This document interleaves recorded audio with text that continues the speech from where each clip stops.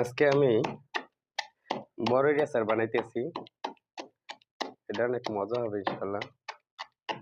অবশ্য আমি বড়ইটা দেখাইতে পারি নাই, কারণ খেয়াল ছিল না তাই। আর পাশে একজন লোক ছিল, পলাই পলাই খামু চিন্তা করছি, কারণ লোকটা অনেক চালাক, দেখলে আমার খাইতে দেবে না। বড়ই বানানো হয়ে গেছে অলরেডি, এই যে দেখো অনেক সুন্দর হয়েছে।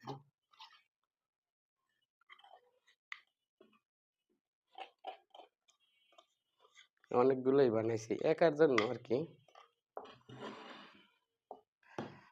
গুছাই রাখি।